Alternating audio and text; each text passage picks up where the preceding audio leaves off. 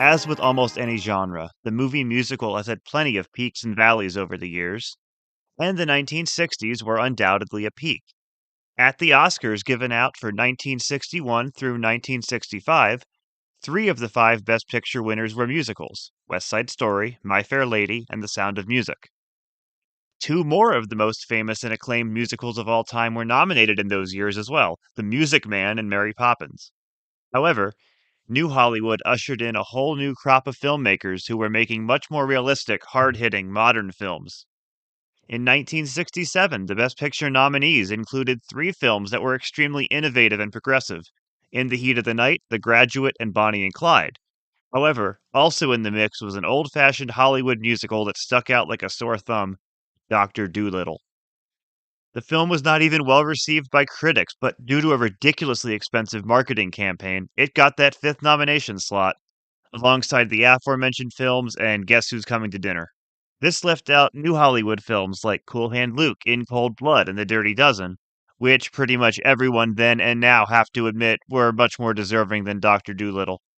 While this may have felt like a death knell for the big Hollywood musical, it actually wasn't, as the Oscars took something of a step back from New Hollywood the next year and gave the big prize to Oliver, an old-fashioned studio musical.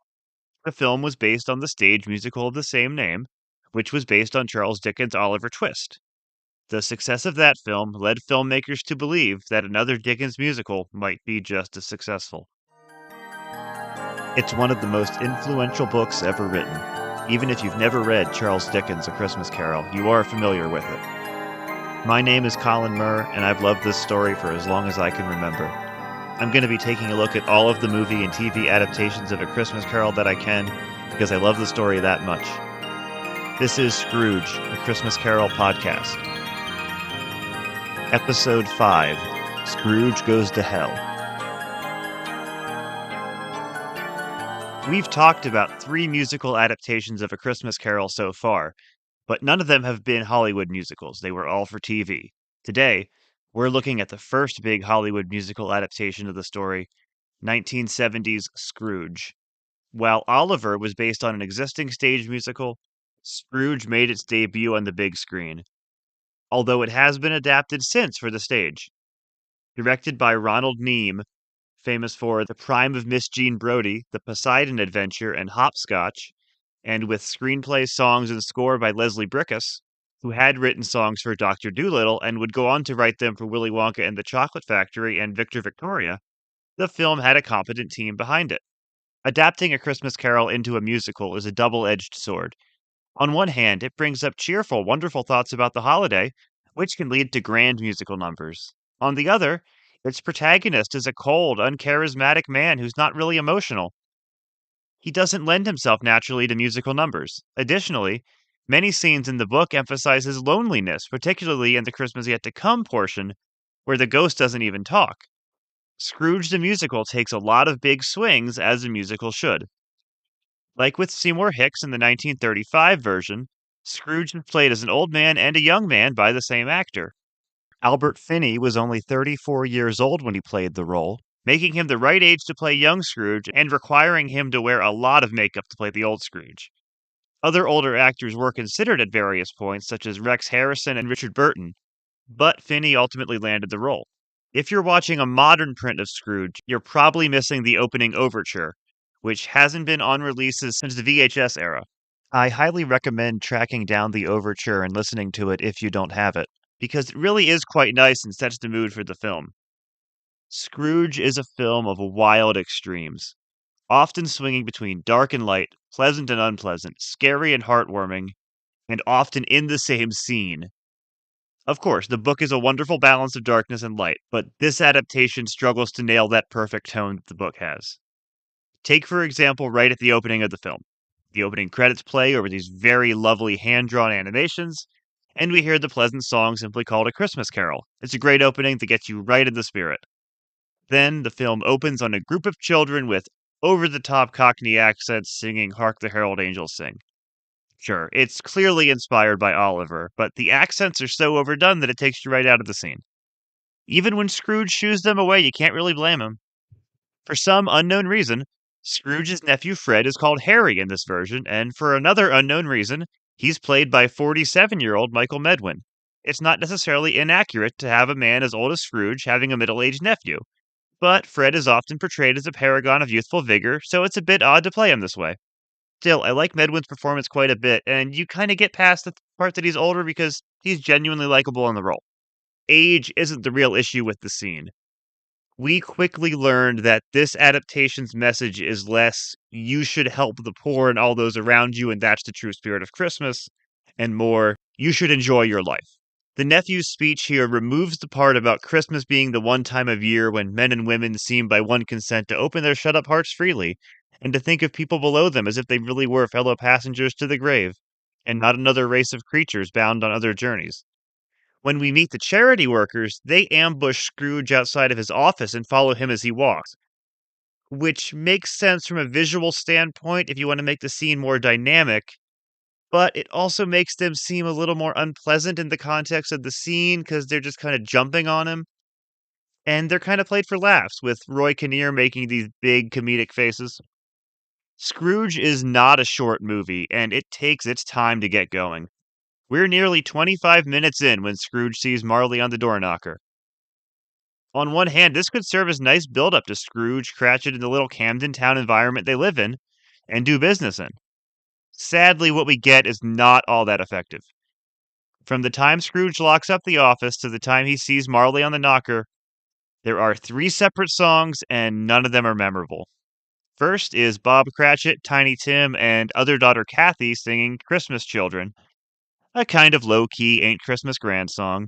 The 2 children are looking at toys in a store window, which also happened in the 1951 film. I don't think I really talked about that much, but there are some creepy toys in the window in that one, and there's some creepy toys in the window in this one. And during Christmas Children, they all sing about the things they like about Christmas. Kind of feels like a first draft of a song that never quite got there. David Collings plays Bob here, and in kind of an inverse of how the nephew is played, Cratchit is played as a much younger man than usual, so all of his children are young, with none working an apprenticeship or preparing for one. Despite the obvious change, he brings that same earnestness to the role we see with the best Cratchits, and we know he's putting on a good face for his family in spite of their circumstances. Collins is also a genuinely good singer, which is nice in comparison to a lot of the talk singing in this movie. Following the song, we see Scrooge leaving his office, and after his exchange with the charity workers, he breaks into the unsubtle, I hate people. Scrooge is supposed to be a complex figure, so giving him a song this on the nose without any kind of hint of irony really does a lot to undermine his character. Now, this is a seriously unsubtle adaptation of the novella, as it also features a song called I Like Life. Throw the unsubtlety of this song in with Albert Finney's extremely over the top performance, and it doesn't lead to an enjoyable number. He leans way into caricature with his performance as the modern day Scrooge, and his singing sounds kind of ridiculous. Also, throughout this number and the next, we see Scrooge interacting with people who owe him money. He takes freely from these people, which means that unlike the book, he is not an honest businessman here. The point of the book is that it's not enough to just be honest and legal. You need to go above and beyond. This Scrooge is just an all out crook. There's also a moment where Scrooge continues to sing on the soundtrack, but on screen he's interacting with people. The third number in this section is Father Christmas, the title bestowed on Scrooge by those caroling children from earlier in the movie. After a song about how cartoonishly evil Scrooge is, we now get a number where children follow him around tirelessly. It's supposed to be annoying to Scrooge, but it ends up just being annoying in a general sense. Also, while it makes sense to have the streets overflowing with people in a musical, this does mean that Scrooge doesn't get a lonely walk home in the dark. This kind of undercuts the Marley on the door knocker scene, which the best adaptations give a lot of good, tense build up to. If they could have just had Scrooge live like one street over, it could have at least given him a brief lonely walk home, and that could have gone a long way. After seeing Marley's face on the door knocker, Scrooge walks into his home, and we get a scene left out of almost every other adaptation. In the book, Scrooge believes he sees a hearse in his home, presumably Jacob Marley's own hearse. Now, this has the potential to be eerie, and there is one adaptation we'll be getting to soon that does it quite well, but this does not. Not only does the ghost hearse not fit the mood of the scene, but the ghost driver wishes Scrooge a Merry Christmas. It's quite bizarre. And it just ends up being funny instead of dramatic. Sadly, the Jacob Marley scene is not much better. Part of the issue here is that it did not get the proper buildup, but the scene just never quite hits the right beats. On paper, it should work because Marley is played by Alec Guinness, but his Marley is all ghostly moaning and no heart. The best Marleys still have that humanity inside them begging to get out, while the worst are just doing scary ghost things.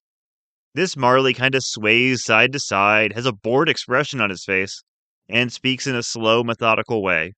And the third, when the bell tolls 3. He does scream, but not in agony like Michael Hordon did, but just to scare Scrooge. Also, we get the strangest version of the book's wandering spirits scene. In the book, the wandering spirits are sad souls who wish to help people but cannot. The 1951 film Mr. Magoo's version communicated this fairly effectively. In this version, they're just scary ghosts. We don't even get the impression they're trying to help humanity. In the middle of the Marley scene, Marley and Scrooge fly out the window and take a quick flight through the night to see the ghosts. Marley sings a very quick kind of song about them, and while he does call them poor wretches, that's the closest we get to any kind of suggestion that we're supposed to have empathy for these Halloween decorations. Marley also calls them inhabitants of hell, which is a theme throughout this movie, but let's put a pin in that for now because we're going to come back to this movie's obsession with hell later in the episode. Marley's very brief kind of song is called See the Phantoms, and it definitely feels like there was supposed to be more here. When Scrooge was adapted to the stage, this was part of a longer song called Make the Most of This World, but there's no indication if the longer song was written for the movie or just written later. The song isn't any longer on the soundtrack than what we get here. As is, it is really bizarre to break up the Marley scene with this song, when in the book the wandering spirits are shown after Marley's haunting. Thankfully, the Ghost of Christmas Past scenes are done quite well. Here, the ghost is portrayed as a prim and proper older woman, and she's played by famed British stage actress Edith Evans. Now, it's not even a half-hearted attempt to fit the character's description from the book, but that's not a problem. Most versions just do their own thing with Christmas Past, and it's pretty enjoyable. Evans even brings some humor to the role, in addition to heart, which is much needed. You don't look like a ghost? Thank you. And she even shushes him at another point because she wants to watch a scene play out. For a film that really struggles with tone, often switching between borderline slapstick and outright sociopathic darkness, the past scenes have a good grasp on what this movie is trying to be. Even though Marley flew out the window in his scene, they weren't going to do that to the 82-year-old Evans, so after we meet the ghost, we simply fade into the past. The scenes at Scrooge's school are played well, and Finney brings the right amount of sadness in the way he looks on at them. After this, we transition to Fezziwigs, and for the rest of the film, the only person playing Ebenezer Scrooge at any age is Albert Finney. He's quite good as the young Scrooge, since Finney was a young man at the time. When someone thinks about turning A Christmas Carol into a musical, the Fezziwig scene has to be one of the first places where they think to write a big song. It's already a grand party in the book, so a good songwriter could really go off here. Thankfully, Leslie Bricusse delivers with December the 25th. While it's already admittedly this movie's second Ain't Christmas Grand song, it is really the best version of this kind of song, an absolutely delightful and catchy number led by Mr. and Mrs. Fezziwig, played by Lawrence Naismith and Kay Walsh. The best part about this whole thing is that even while it's a big, grand musical number, the only major accompaniment is the fiddler at Fezziwig's party and the guests clapping along. It all feels right out of Dickens in an absolutely charming way.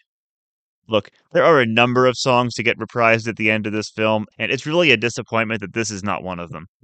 This film makes the interesting choice to have young Scrooge stand in the corner and not dance, which old Scrooge defends by saying he didn't know the dance. However, when Belle, who's called Isabel in this version, walks in, she dances with him.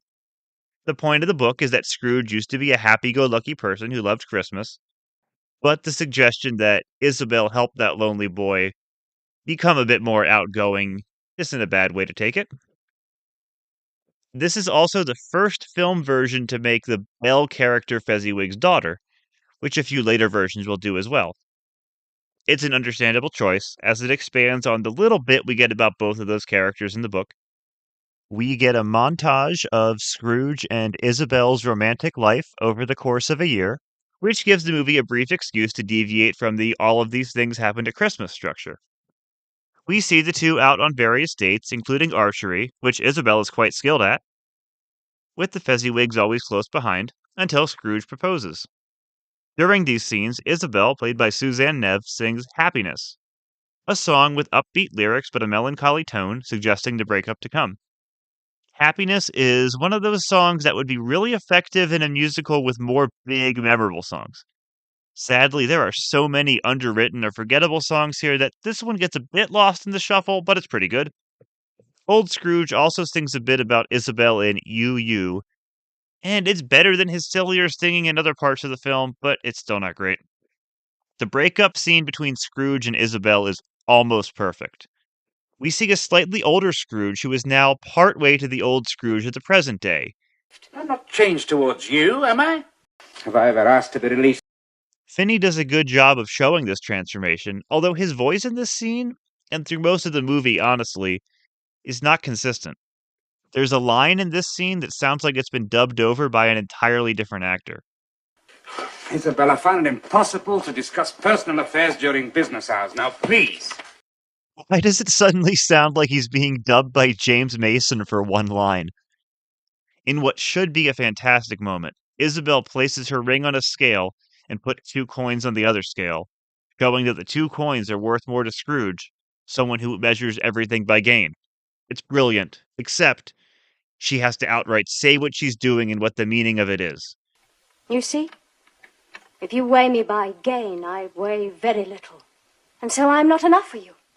Trust your audience a bit. The visual metaphor is quite clear, and it's great. It takes so much out of the scene to explain it. The Christmas past scenes in this movie are quite interesting, as the focus is mostly on the rise and fall of Scrooge's relationship. Each adaptation opts to go a slightly different way with these scenes, leaving out something here or adding something there.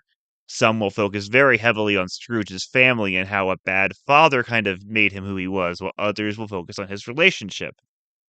Here, when Scrooge loses the only good thing in his life, his fiancée, he is left to simply become the miser we all know him as.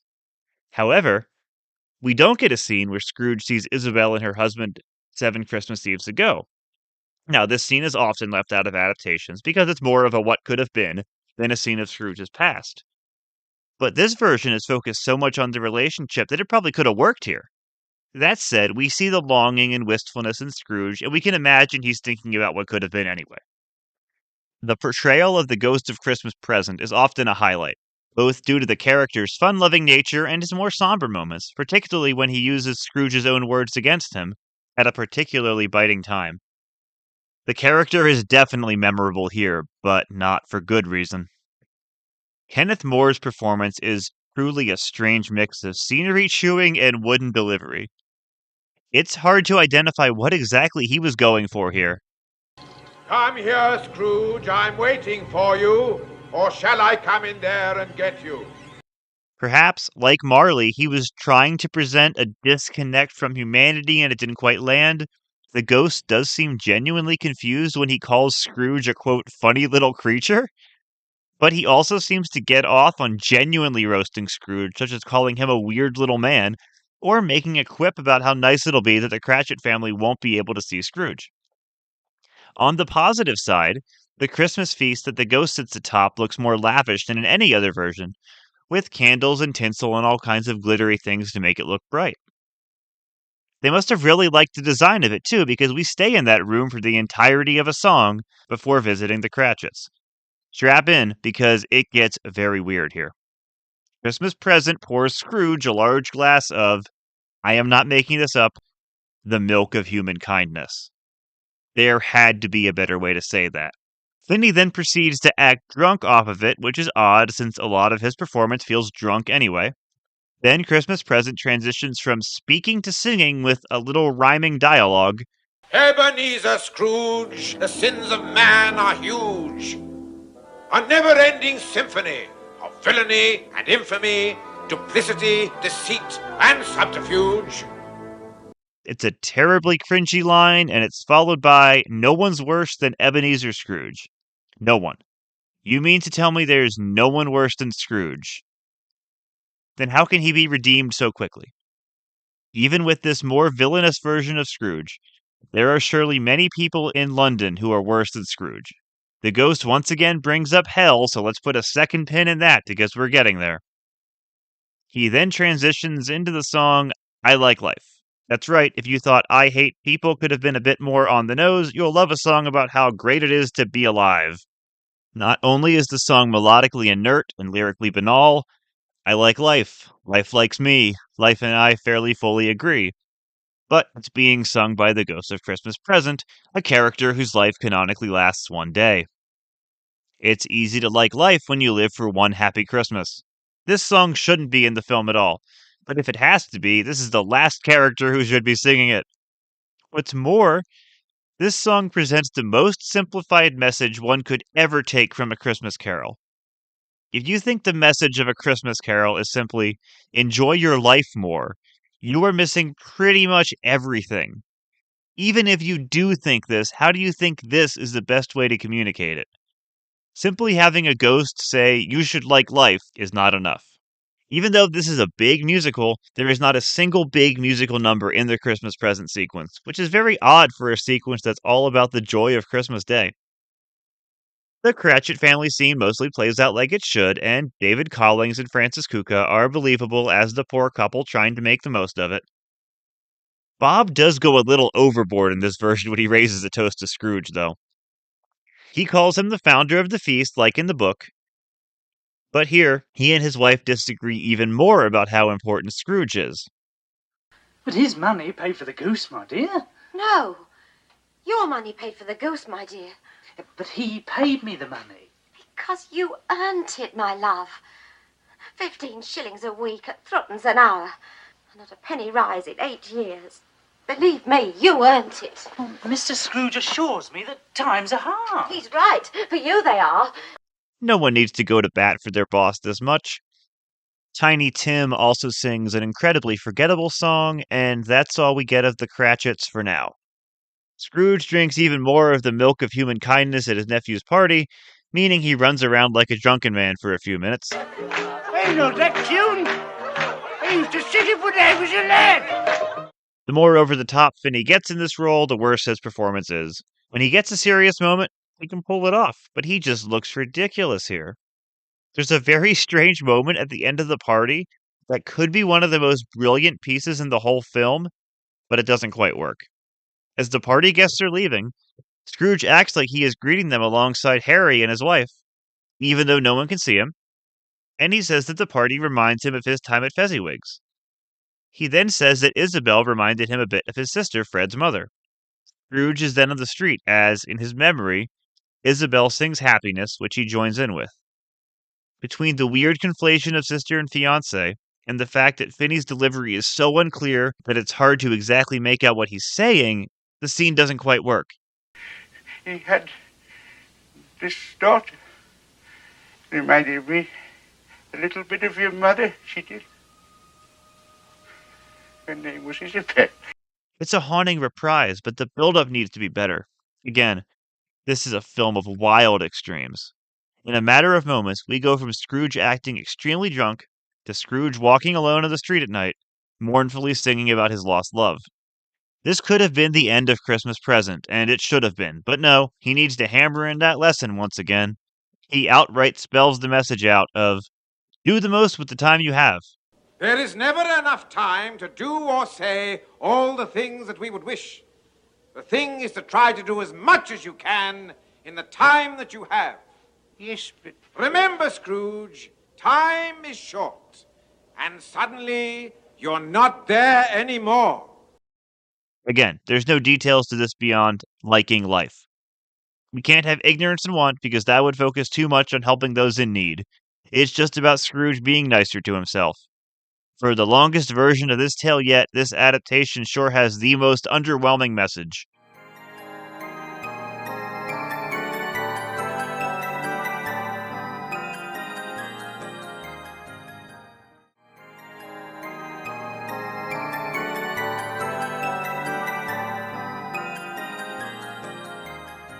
We've seen a lot of extremes so far, but the Christmas Yet to Come scene swings between even wilder extremes. Not only does the Christmas Yet to Come portion have easily the best and worst scene in this movie, it has one of the best and one of the worst scenes in any adaptation of A Christmas Carol. Scrooge wakes up in his bed and walks into another room to see the ghost of Christmas Yet to Come. It's always eerie when he's abandoned on the street and has to meet the ghost there, but this works okay. There's a flash of lightning and thunder, and we're on the streets of London in the future. A man named Tom Jenkins, played by Anton Rogers, is leading a crowd of well-wishers outside Scrooge's counting house. We saw Tom briefly in the opening street scenes where Scrooge reminded him of his debt and took some soup from him. Scrooge points out to the ghost that Tom owes him money, and he looks at the crowd, realizing that everyone owes him money. Tom talks about how grateful they are to Scrooge, and the crowd heartily agrees. Scrooge, completely oblivious, assumes they all love him and he never knew it. Of course, we all know what they are actually grateful to Scrooge for having done. Once again forgetting that the crowd cannot see him or hear him, he gets up to make a speech. As he's turned to the other side, men take the coffin out of his counting house, and Tom leaves the crowd in a sarcastic round of, for he's a jolly good fellow. Then he begins Thank You Very Much, the song that is almost universally agreed to be the highlight of the film. Not only is this a sarcastically jolly ode where a whole crowd of people thank Scrooge for dying, but we get a raucous parade through the streets of London, characters dancing on Scrooge's coffin, and even a woman complaining that the party is so loud that it woke up her baby. This scene is an absolute wonder to behold. The song is so much fun, so catchy, and so darkly twisted that you'll want to forgive a whole lot of this movie's other sins. Of course, the song never outright says what they're thanking Scrooge for. And since Scrooge doesn't catch that there's a coffin, he's hilariously oblivious the whole way through. It's a little out of character, as it seems a bit far-fetched that even this Scrooge would miss something this obvious, but the scene is so good it doesn't matter. Scrooge even gets a hilarious verse of the song where he thanks all the people for their kindness. So, obviously, this scene is not in the book. It's an invention solely of the screenplay, but it is absolutely in the spirit of the book. The book's Christmas Yet to Come section features a scene where Scrooge asks if anyone feels emotion over the mysterious man's death, and the ghost shows him a couple who owe Scrooge some money. They are happy that they'll have more time to pay back the money, and perhaps a kinder man will take over their loan. Still, they don't want to be overjoyed at a man's death. We don't see this couple anywhere else in the book, so it's often left out. I think the thank you very much scene captures the purpose of this scene brilliantly, and by introducing some of the people who owe Scrooge money in the first act, especially Tom Jenkins, it packs a much bigger punch. Sure, the conflicted feelings of the book scene are replaced here with unrepentant joy, but this works for two reasons. One, it's a big movie musical, so emotions should be played up to 11. Two, Scrooge is much more villainous in this movie, so no one should need to feel conflicted. As the crowd pulls away, Scrooge looks at the ghost, who, despite being entirely covered by a robe, is clearly giving him a sarcastic, what are you thinking expression. The only downside of this is that Scrooge thinks the whole time that he's alive and well in this future. There's not even the consideration that he could be dead until he sees his grave. There's a way around this, of course. All they needed to do was add a brief moment of realization after the crowd goes away and the high wears down. It could happen like this. Scrooge pauses for a moment, a look of realization comes over his face, and he says, They weren't singing about something good I did, were they? There you have it. He just got caught up in the hype, but now we're back on track. Sadly, we don't get this, so Scrooge just seems like the most oblivious man in the world. There's a very brief scene of Mrs. Cratchit and her children mourning Tiny Tim in their home, and despite Scrooge getting confirmation earlier that Tiny Tim would die, he still seems confused by this scene here. Then we're at the graveyard where Bob is mourning his son. He mentions doing this in the book, so it makes sense to show it here. The problem with the scene is that it happens too close to Scrooge's own grave, which doesn't really give the feeling of him being alone. And more importantly, the scene happens during the daytime. It's just not as dramatic to have the creepy graveyard scene happen at day. Maybe if it was a foggy and cold day or something, but not the sunny one like this. After Cratchit leaves, Scrooge tells the ghost that this future is conflicted because his future looks good, but the Cratchit family's does not. However, when the ghost shows Scrooge his grave, Scrooge says, I've seen the error of my ways. Have you, though? Let's take a look back at this story so far and see if Scrooge has really learned anything. Admittedly, it doesn't help that the lesson of this adaptation is extremely muddied. In the past, he learned that he could be a better boss like Fezziwig, but there wasn't a line where Scrooge said he wanted to have a word with Bob Cratchit. I suppose it's not necessary to have this exact line, but just give us a facial expression or something to show that he's thinking of Cratchit. With Isabel, he learned to enjoy life and not make everything about money. With Christmas Present, he learned that you should like life. Okay, now with the Cratchits, he did learn something because he learned that he needs to help Tiny Tim. Still, there was no gradual realization of just how disliked he was in this future. He didn't have time to grasp that all those people were singing about him because they hated him for being such a vicious loan shark. Here, he just vaguely says, I will repent, without any of the book's lines about new lives leading to different ends. Instead of a nuanced repentance scene, here's what we get. Scrooge's grave opens up, the ghost reveals itself to be a hilariously fake-looking skeleton, and Scrooge falls into his grave. Sadly, we're not done yet, because now it's time for the worst scene of the film. I mentioned earlier that there is the overture, which is often left out. I think a few TV airings of Scrooge also left this next scene out, but I believe home video releases have always had it or almost always had it. Twice, I've mentioned to put a pin in the movie's references to hell, and now it's time to pull those pins out for the worst scene in the entire movie. Scrooge falls deeper and deeper into the ground, and he wakes up in hell. This mostly family-friendly, often silly take on A Christmas Carol has a scene with Scrooge in hell. It is the most cliched fire and brimstone hell your church Easter pageant could put together. Marley greets Scrooge and shows him to his office, where he will be Satan's bookkeeper, essentially what Bob Cratchit is to him in real life. The office is a recreation of Scrooge's counting house, and it's the only place in hell that's freezing cold. The metaphor is obvious. He was creating hell for himself on Earth, so this punishment is just more of the same. Scrooge is, of course, uncomfortably cold, and just like Bob Cratchit, he cannot have any coal to warm himself up. Except, this never happened in this version. There's no scene in Scrooge the musical where Scrooge tells Bob Cratchit not to put more coal on the fire. And there's not even any suggestion that their office is in any way cold. They're calling back to something that isn't even in this movie. The scene ends with a group of burly, shirtless demons carrying in a comedically large chain, burying Scrooge under its weight. After this, he wakes up. Okay, there's a lot that needs to be talked about with this scene. The fact that the ironic hell aspect doesn't land is just the tip of the iceberg. Even if you believe this scene absolutely should be in the movie, it just does not work tonally. It's trying to be kind of lighthearted about the whole thing, while presenting a pretty ghastly depiction of hell, including people's faces being burned into the pillars, and the sounds of someone screaming in pain in the background. Marley cracking snide jokes in this place does not work. In a movie constantly struggling to find its tone, it completely falls apart here. That said, this absolutely should not be in the movie in any context. If Scrooge learning that he will die abandoned, alone, and hated by pretty much everyone is not enough for him to make some changes, why would hell do it? It's just a scare scene. Even more, this is Christmas yet to come. Is there Christmas in hell? Why did we switch from the future to the afterlife? Even still, we haven't reached the real problem with the scene. The real problem with the scene is the depiction of Marley, and hypothetically Scrooge, in hell at all. That's right, it's time to talk about religion again. In Charles Dickens' novella, Jacob Marley is not in hell. He is clearly in purgatory working off the sins from his life. He is roaming the earth trying to do good works to purify himself for heaven. Take this portion from the text.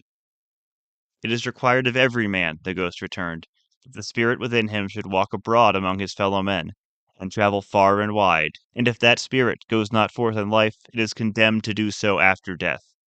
It is doomed to wander through the world, oh woe is me, and witness what it cannot share, but might have shared on earth, and turn to happiness. And later, "Oh, captive bound and double ironed," cried the phantom, "not to know that ages of incessant labor by immoral creatures for this earth must pass into eternity before the good of which it is susceptible is all developed. Not to know that any Christian spirit working kindly in its little sphere, whatever it may be, will find its mortal life too short for its vast means of usefulness. Not to know that no space of regret can make amends for one's life's opportunity missed, yet such was I, oh, such was I. He's in purgatory, not hell. At the beginning of the book, when the narrator establishes just how important it is that Marley is dead to begin with, he compares it to the crucial knowledge of Hamlet's father being dead at the beginning of Hamlet. And where is Hamlet's father? Purgatory. Even if you insist that Marley is simply in his own personal hell that involves constantly roaming the earth, then you should not be able to accept the fire and brimstone hell of this movie. It makes absolutely no sense. Also, A Christmas Carol has one of the most triumphant happy endings in all of fiction. Who wants that to be lessened by the fact that Jacob Marley is burning in the pits of hell? It is also weird that this version of A Christmas Carol removes pretty much every other reference from the book to religion. Pretty much every Bob Cratchit comes home on Christmas from church with Tiny Tim. But church is not even referenced here, and that makes having a scene in hell even weirder. The Christmas morning scenes are appropriately overblown and overflowing with joy, as one would expect from a musical adaptation of A Christmas Carol. Like so many versions, this one ends the story on Christmas Day, with Scrooge visiting the Cratchits then. There's even a whole scene in the aforementioned toy store where he's buying toys for the Cratchit children. And again, it's all a bit much. He very briefly meets up with the charity workers and his nephew and wife on the street, but most of these scenes are Scrooge parading around the streets with the crowd singing, his redemption fully realized. He even goes as far as to buy a Santa Claus costume and wear it for most of the sequence, which feels a little bit out of character for Scrooge. That said, this is the most bombastic version of Scrooge yet, so if donning a Santa suit fits any Scrooge, it's this one. None of this is the real reason these scenes don't work. The real reason is the music. Aside from the little song Scrooge sings when he wakes up, the final sequence is all reprises. Scrooge leads the crowd in I Like Life, the children reprise Father Christmas when Scrooge gets in costume, and all of the people who owe Scrooge money sing thank you very much, non-ironically, when Scrooge forgives their debts. On one hand, it makes perfect sense to reprise thank you very much, but it worked so well as an ironic piece that it just could never live up to that. There really needed to be an original, joyous song here that furthered the scene and really gave us hope for both the moment and Scrooge's future. It could have been beautiful. I don't think reprising a song is bad here, but it should have been December the 25th. It's already a crowd song, and it would have been a great note to go out on. Scrooge could know the steps now and be happily dancing along with everybody else. As it is, it just goes on for some time with songs we've already heard, so it's not the best note to go out on. Despite mixed reviews, Scrooge was nominated for Academy Awards. Song score, costume design, art direction, and original song for I Like Life. No, I'm just kidding. Of course it was for Thank You Very Much. It didn't take home any of these awards, but that does make it the first adaptation of the story ever nominated for an Oscar. As it is, and as you can tell from my review, Scrooge the Musical is a huge mixed bag. The songs are all over the board. I Hate People and I Like Life are truly bad. Most are just forgettable. December the 25th is quite good, and Thank You Very Much is one of the greatest numbers in the history of movie musicals. In fact, that scene is so brilliant that it's hard to judge the movie fairly overall. Does the movie come recommended? Of course, it has Thank You Very Much in it. Does it also have some of the worst stuff in any Christmas Carol adaptation? Yes. Let's take a look where it scores on the adaptation meter.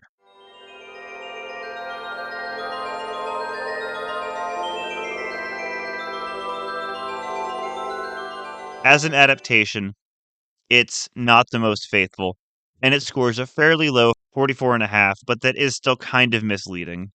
In terms of messaging, yeah, it really fails as an adaptation because it does not understand what the novel is all about.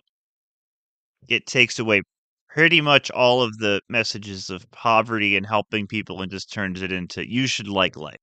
Now, yes, there are people that Scrooge is ripping off, and at the end he forgives their debts, and that's great, but we don't see them really struggling outside of just owing him money. So we don't really know if they're broke. We don't see people really living on the streets or really in need of help. We just see these people who are working a profession and have borrowed money from Scrooge. There aren't too many things that this version has unique to it. There is that scene with what are some weird version of the Wandering Spirits. I don't even give that a full point for being the Wandering Spirits because they're so far removed from the book that they're just Halloween costumes. Thank You Very Much is a great version of that scene from the book with a couple of those, so it gets half a point for just adapting the theme. If anything about this movie sounds interesting to you, check it out.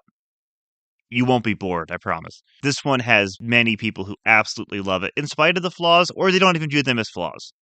Again, extremely divisive film. Finney has moments that are great and others that are cringe inducing. It's fascinating regardless.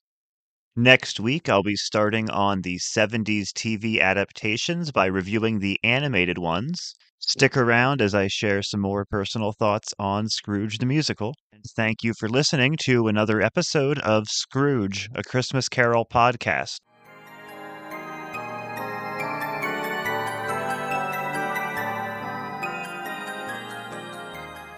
So that is Scrooge 1970, the first theatrical musical version. I've said a lot about it, and I can say some more here because I have a lot of thoughts on this version. As you've heard, it's really, really out there. It swings for the fences pretty much in every scene, and as one does when they swing for the fences, it hits a home run in some scene and strikes all the way out in others. The future scenes have the best example of that because you've got that great musical number followed by that really awful scene. And you got the past scenes, which are very, very well done, and then you've got the present scenes, which just fall on their face. So, yeah. Scrooge 1970. We'll talk first about the 1967 Oscars, my kind of opening bit for this one, because I can talk for way too long about these, but I'll keep it quick. 1967 was a transformative year in movies. If you studied New Hollywood, this is really the beginning of New Hollywood. And you read the list of Best Picture nominees for that year, you had In the Heat of the Night, Bonnie and Clyde, and The Graduate, three groundbreaking, exciting, forward-thinking films. Then you had Guess Who's Coming to Dinner, which was both an important message, but also not very modern. And then you had Dr. Dolittle, which was just a joke and was showing the old Hollywood studio system at its worst. I first heard Leonard Maltin talk about this as sort of showing just how outdated the Hollywood musical was feeling at this point and how outdated the studio system as a whole was feeling because they spent all this money on a campaign for Dr. Dolittle to get a Best Picture nomination. Then it just ended up looking silly up against, three Stone Cold classics and another meaningful film. So yeah, that was a really bizarre place for the musical to be. But then Oliver won again next year, and they kind of came back without really changing much. Oliver was just a better musical, and that led to the creation of Scrooge. Now, interestingly enough, a lot of my favorite musicals come from the New Hollywood era, where they did evolve and felt more modern and relevant. You've got like Fiddler on the Roof and Jesus Christ Superstar and Hair, and also Willy Wonka, which isn't really a modern musical. That's more in the old Oliver style, but still a great musical. And the fact that it has Gene Wilder makes it feel a little more modern. But yeah, 70s were actually a great decade for musicals when you look through the best ones, but Dr. Dolittle not so much. But Scrooge it's kind of that old style of musical. It's very much obviously filmed on stages, sets. Nothing really feels real. I mean, that's not always bad. There's plenty of movies like The Wizard of Oz where, yeah, it's clear that it's filmed on sets. Doesn't make it a bad movie. It's a great movie. So that alone isn't weak. I mean, the 1951 Scrooge is clearly filmed on sets as well, but it's a great movie. After this, I think the Christmas Carol adaptations begin to feel a bit more real and lived in. But, it's just how movie making evolves. This 1970 musical feels a bit more like a musical from, say, 1950 or 60. But with a few modern touches, you do have Albert Finney, who always committed. He was a good actor. I mean, he's in a lot of great movies, and he was very theatrical. Often played characters older than himself. He played Hercule Poirot in Murder on the Orient Express, which is a fantastic movie. very hammy in that, but that fits the character. Not so much with Scrooge here. It's debatable how well it fits the character. But Finney's very good as the young Scrooge, very convincing, and you even as the middle-aged Scrooge we get in that one past scene. So I get why they had him play the part. They considered some older actors who might have been better, might have been even worse. If it had been Rex Harrison, it probably would have been much worse. Sorry, Rex Harrison fans, but Finney, yeah, he's really good as the young Scrooge. It's hard for me personally to take him seriously as the old Scrooge here. The voice is just too silly. Some have theorized that he's kind of acting like maybe he had a stroke, and that could be a character choice. I wouldn't rule that out. That's a lot for 2 hours of film. For some people it works, but it's hard to get past for me just how over the top Finney is. It's better than, say, a bored performance. There are performances you see where the actor playing Scrooge is not invested in it. Finney is invested in it, so I'm giving him that. He is all in on the vision of this film. So it is a musical, so you expect that a bit. But they weren't going to have Finney just play the young man and have a different actor play the old man. You get Albert Finney in your movie, he's your lead. But if they had somehow been able to, yeah, had an older actor as old Scrooge, I'm not sure. Like so many other famous adaptations, I first watched this about a decade ago for the project where I was trying to watch all the most famous versions of the story. I watched the 35 version for the first time then, and this version, and that was the first time I saw the 51 version in full as well. And at least that I remember. And I really did not like this version the first time I saw it. Again, I'd like to thank you very much sequence quite a bit. But overall, it's 2 hours long, and that was really way too long for me at the time. It felt like a slog to get through the first time. I've seen it more than once since, including this time, and it's more watchable now. It goes on a bit long still. I think that ending is too much with that string of reprises that they don't need to all be reprises. There's a lot of money being poured into this, and it shows. It's on the screen, so that's good. I like the past scenes more than I used to. I see what they're going for here, where he was kind of this shy kid, and then Belle helped break him out of that. So when he lost her, well, she's Isabel here. When he loses her, he has nothing left except money. So I like that arc. That's focused. That's an interesting way to portray it. So yeah, the past scenes are good. I like the older woman who plays the ghost. I think she's really good. A little different take, but it works. But then we get to Christmas Present, which, oh, that song, I Like Life. Oh, it's so bad. They stay in that room, and he just sings this tuneless nonsense song about how great life is, and it's the simplest version of this message you could ever have. It's so bad. The actor playing the ghost, Kenneth More, it is in my memory, and I'm sure I'm going to take this statement back later when I say a worst one, but in my memory that I can think of right now, it is the worst take on that ghost I've ever seen. It's so wooden and yet somehow still too over the top. It's a absolutely weird balance that I cannot grasp what he's going for, except like does not understand humanity, but it's just ridiculous. Every line delivery just makes me cringe. I usually, in full length adaptations, not the ones that are really short, but in full length adaptations, I really almost always like the Ghost of Christmas Present. It's really easy to make this ghost fun, but also have those more somber moments. It's not that difficult to make him a standout. He's a delight to be around. And here it's just odd. I have no idea. And then Christmas Yet to Come here is again, it has Thank You Very Much. It's not just my favorite song in this, it's just one of my favorite songs in a movie. I think this scene is just perfect. I could talk more, but I'm not going to ramble. It's just such a well done scene.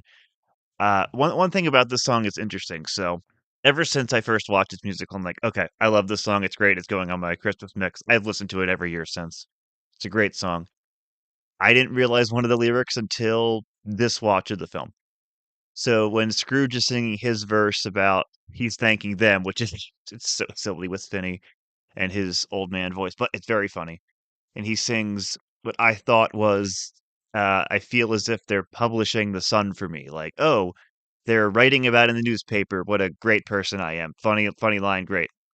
That's not what the line is, and the line is I feel as if they're polishing the sun for me, which is not an expression I've ever heard. So I had that wrong for about 10 years. And I think my version makes more sense, but apparently the lyric is they're polishing the sun for me. So if you're wondering about that, I guess it's going to be a bright day. Yeah. Not quite as funny, but that is the lyric. It's still great. When it gets to the point where Tom Jenkins, I believe it's Tom Jenkins, just literally starts dancing on the coffin. I mean, it goes all in on the ridiculousness, and it doesn't hold back with the meanness. And I think that's great because this Scrooge is so awful that he deserves this kind of treatment. I wish they had had a little moment of realization for him where he's like, "Oh yeah, okay, I know what they were singing about. That could have worked." They don't do that, so it just ends up him being shocked. And then he goes to hell. And yeah, you've heard me rant about that, so I'm not going to say more about that. But let's say that the scene in hell is very possibly the worst scene in any Christmas Carol adaptation. It's so wrong in every way. Nothing about it works. It adds nothing, and it completely stops the story in its tracks. So it should not have been filmed. It's probably just to get Alec Guinness in there some more. But Alec Guinness also surprisingly not very good in this, despite being a fantastic actor. So don't know what was going on with the production of this movie when you can't get a good performance out of Alec Guinness, but they don't. It's bad. Yeah, this is a strange one all around. That said, this one's easy to find, like most of these adaptations. There's clear prints everywhere. If you think it sounds interesting, you'll find things you'll like. I think no matter what you like about A Christmas Carol, you'll find things you like in here. Just, keep in mind it completely bungles the message and it has some scenes that are really quite bad. But some scenes are really, really well done, and there's a couple of great songs in here. So I think it's a very, very interesting step along the way. And that is the first adaptation of the 70s. And we're going to be in the 70s for a little bit here because well, I won't say they get weird because they're already weird, but they stay weird because we've got a bunch more to talk about. There are some very, very strange adaptations to come. So I'm dividing it up this way. Next week, we are going to talk about the animated TV adaptations of A Christmas Carol. And then the week after that, we're going to talk about the live action TV adaptations of A Christmas Carol, all from the 70s. There are 3 animated ones we're going to talk about next week, and then 4 live action ones the week after that. Like I said, some hidden gems in here and some others that should just stay in the past. I'm looking forward to talking about these because there's a lot to say. Some classics in here. So next week we will do the Richard Williams animated one from 1971. We will do the Stingiest Man in Town, the remake from Rankin Bass, and then I'm going to briefly touch on Bugs Bunny's Christmas Carol. If you don't know this one, don't get your hopes up too much if you're a Looney Tunes fan because it's only 7 minutes. It's a short, but there's some things I want to touch on with it, so I will bring that up at the end. But mostly next week, it's Richard Williams, 71, and then Stingiest Man in Town. And like I said, we're going to be in the 70s for a while. There is a lot to talk about. Scrooge, a Christmas Carol podcast, is written, edited, and hosted by Colin Murr. Theme music is Christmas Day by TRG Banks, and TRG Banks' Snowfall is also used for interstitial music.